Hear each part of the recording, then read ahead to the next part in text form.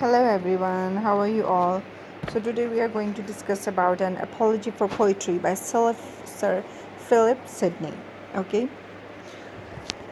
so Sidney wanted to defend poetry and he wants to restore the glory of the poet, which had fallen low in his age, because he believed poetry to have better claims for defense and praise. So he goes on to refuse the charges against poetry by Stephen Gosson and others. So, before actually countering the four major charges, Sidney condemns critics who believe poetry to be merely rhyming and versing.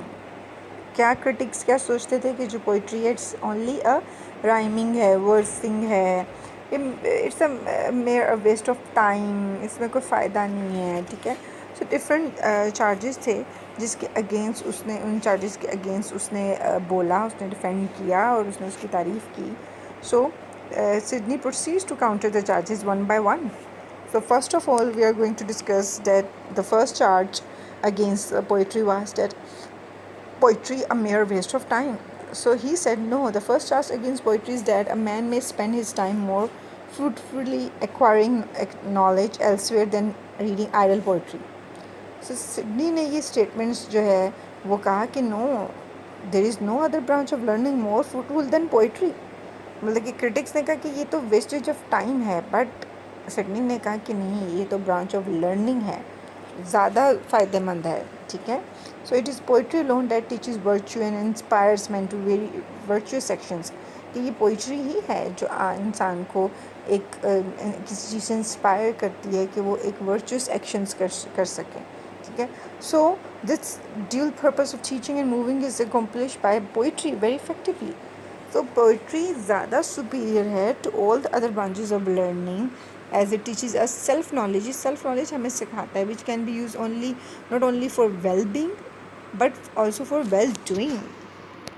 ठीक है, तो ये इसका था. फिर secondly इसने कहा, critics ने कहा कि poetry is the mother of lies, जिसमें उसने बोला कि no, it's not a mother of lies, ठीक है. उसने poetry has been condemned for depicting nothing but lies and falsehood. Critics ने कहा कि बस झूठ, एक फॉल्सहुड, पोइट्री जो है ना वो एक झूठ दिखाती है, फॉल्सहुड दिखाती है. पर to this Sidney replies by saying that a poet never affirms anything and such can not be said to a lie, ठीक है ना. सो जो प्रैक्टिशनर्स थे what we now call the academic disciplines are regularly betrayed by their literalism, ठीक है ना. सो क्या है फिर आगे उसने क्या बोला, poetry and instrument for evil, यानी पोइट्री हैज़ बीन एक्यूज, उस पर इल्ज़ाम लगाया गया है as being the nurse of abuse that it perverts minds by turning them into immoral things, ठीक है. यानी प्रोवोक करता है, यानी इन्हेंस तो नहीं, सॉरी बोलेंगे, प्रोवोक करना यानी उभारना, कि आपके गलत जज्बात, आपके डेविल माइंड को आपके निकालता है.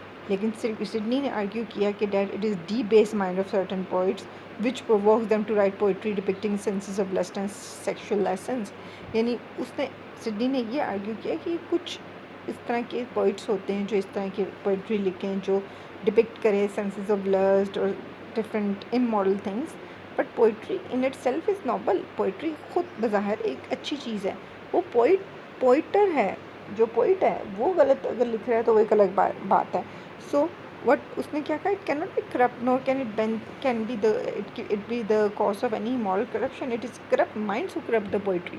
यानी ये जो गंदे दिमाग हैं वो जो है इस क्या कहते हैं पोइट्री को गलत कर सकते हैं. खुद बज़ाहिर पोइट्री जो है वो बुरी नहीं चीज़. So Sidney condemn such artist who misuse their art, misuse कर रहे हैं ना, और पोइट्री के थ्रू गलत चीज़ को दिखाया जा रहा है. तो ये फिर इसमें किसकी गलती हुई, इसमें पोइट की तो गलती ना हुई, इसमें तो सॉरी पोइट्री की तो गलती ना हुई, पोइट की गलती है ना, कि जो पोइट ऐसे मैं अगर पोइट हूँ और मैं कुछ गलत उसमें इमोरल थिंग्स पोइट्री की इसमें लिखूँगी तो ऑब्वियसली मेरी गलती होगी, ठीक है. So this is what. फिर प्लेटोज ऑब्जेक्शंस टू पोइट्री फ्यूरिट लाइक जिस तरह it is pointed out by attackers of poetry that Plato, the greatest of philosophers, banished poets from his ideal republic. But Sidney makes it clear that it was the literary poets whom Plato banished. कि प्लेटो ने जो banish मतलब करना यानी दखल अनदखल कर देना, यानी किसी को बैन कर देना, ठीक है, उसने कुछ पोइट्स, लिटरेरी पोइट्स को बैन किया था।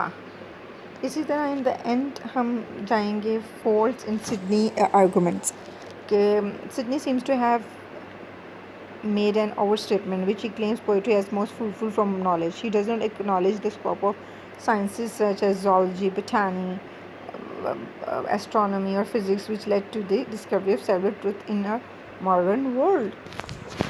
So, in short, in conclusion, Sydney also blames the corrupt minds to have corrupted poetry. But it cannot be denied that sensuous description of love making, stories of seduction, rape, or adultery do have an adverse effect on young and impressionable minds. So, despite all moral instruction behind the description of amorous love scenes, sexual craving in the youth is encouraged at an early age, at the same time, all love poets cannot be disregarded as corrupt. सारे love poets उनको हम as a corrupt regard नहीं कर सकते, simply because their aim is to develop a sense of judgement in the reader and to help distinguish between virtue and vice and make the right decision.